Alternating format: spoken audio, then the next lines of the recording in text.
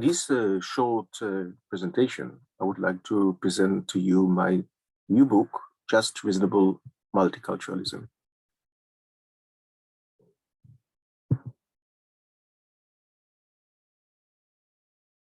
The book will be published soon, 2021, by Cambridge University Press. I will say some more about the cover that you just seen. Let me explain how it all started. So my journey in researching multiculturalism started in 1992. I returned to Israel after 4 years in Oxford, where I was doing my DPhil in politics on a very different subject matter, the boundaries of liberty and tolerance. And the person who opened his arms to me and embraced me when I returned to Israel after 4 years abroad was Yehuda Elkanah. Yehuda at the time was the president of the very prestigious Van Leer Jerusalem Institute. And he said, come to Van Leer, check it around, see what we are doing. There are various research projects that are going on. Join one or two of them. So this is exactly what I've done. I surveyed all the research groups, visited them, listened into their conversations and discussions.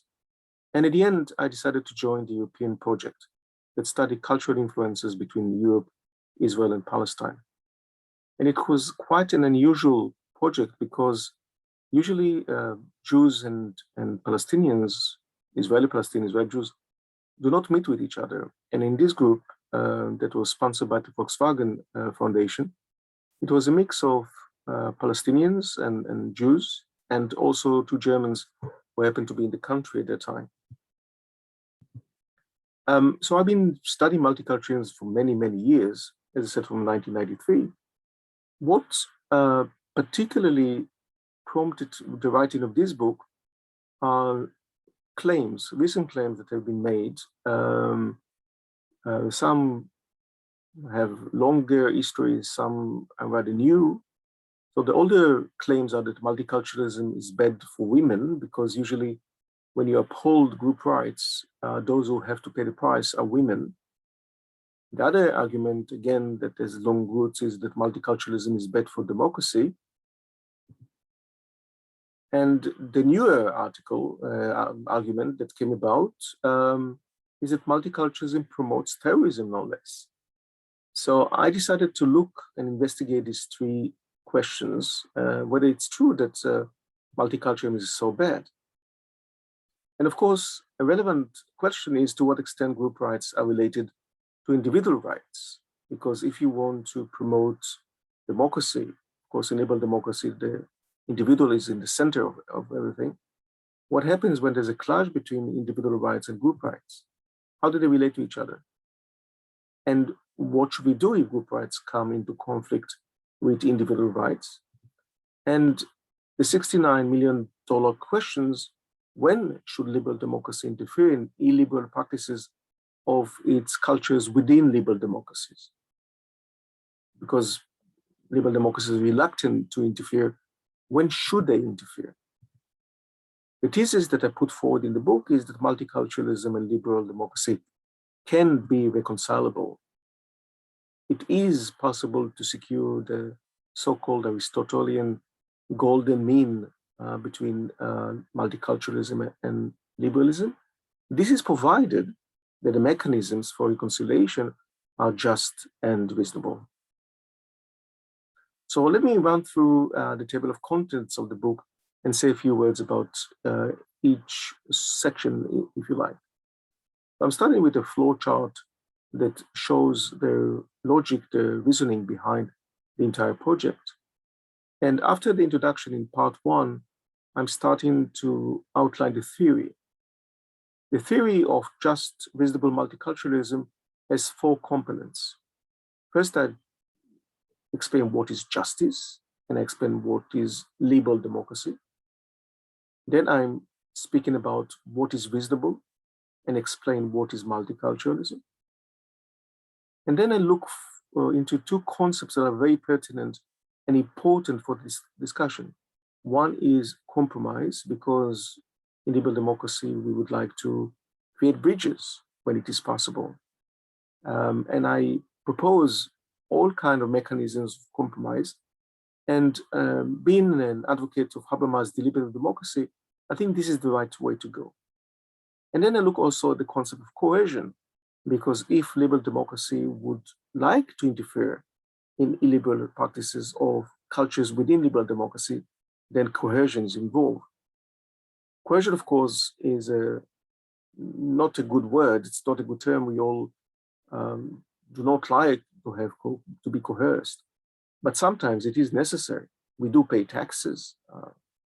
We are called upon by the state to perform all kinds of tasks. In some countries, there's a draft to serve in the army. In other countries, you have to go to have a jury duty. So there are certain things, of course, that are coercive. Laws are, to a large extent, coercive. To what extent we can invoke coercion and when. After explaining the theoretical framework, then I go and apply the theory to applications. And the next part is concerned with interference in minority affairs when physical harm is done to certain individuals. And I'm starting with the clear cases, murder for family honor. I think it's a clear case in which most of us would not object to interference when a culture does such a thing. And I'm speaking about tradition, I speak about the concept of honor, and I speak about female circumcision, female genital mutilation, the practice of scarring. And then I move to discuss male circumcision in the name of tradition and good health. To what extent we should interfere with this practice of male circumcision that is so important in Judaism, in Islam, and in some parts of the Christian world. It is a practice, a ritual practice in which all the family is gathered for an event that is perceived as a milestone in the life of individuals of certain cultures. Part 3 is about interference in minority affairs when there is no physical harm, but still there is harm. And here I'm speaking about discrimination of women and apostates when it comes to denying certain people, women, education, denying them land, denying them representation, coercing them against their will to do certain tasks. And then I discussed the denying education to children, specifically to the Amish children in the United States. So that's a case study that I'm looking at very, very closely. The last part of the book is concerned with two countries. So these are two country case studies. One is France, where the multiculturalism concept is seemingly perceived by certain people in France as something that negates security.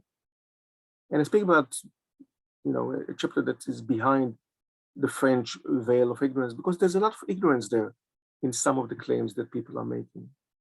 I explain how the French reasoning has been consolidated since the French Revolution. And I explain the differences between the hijab, the niqab, and the burqa, differences that many French people are not aware of, which is staggering. They just call it foulard or voile, and that's it. So it's just one word. The veil encompasses all forms of dress, hijab, the niqab, and burqa. And you can see for yourself, of course, that there are differences between the three. And then the last chapter of the book, again, security considerations are perceived as contradictory to multiculturalism. And this is the Israeli discrimination of its Arab Palestinian citizens. I chose this book cover because it shows the old wall of Jerusalem at dusk. It's one of the most beautiful scenes that you can see, but it's also very, very symbolic, because there is a wall between cultures in Israel, between religion in Israel, and we need to overcome this wall and then see the light. And I claim that it is possible to do that, but it takes, goodwill and quite an effort to bridge between different cultures in society. I dedicate the book to three people. One is Yuda Elkanah, because thanks to him, I embarked on this project. The second is Biko Parek, who read all the chapters of the book, commented on the book, and was always a source of inspiration to me in studying multiculturalism. And the third is Will Kimlicka, again, a very inspirational figure in the study of multiculturalism. I've been studying Will's writings for a very long time. We co-authored an article together that was published in several forms. And I always consult and consider his writings on multiculturalism very, very closely. So I dedicate this book to them. I want to end this short presentation by looking at some of the endorsement that the book received from several learned people in the world. And you can read these endorsements to yourself. I just run them through. So this is from Biko. This is from Jeff Levy from Australia. He also read the entire manuscript and provided comments on the book. Stephen Newman from York University in Canada did the same, and this is his endorsement. And Alan Jacobs from New York, this is his endorsement, and you can see that he's coming from a very different field of study. Thank you very much.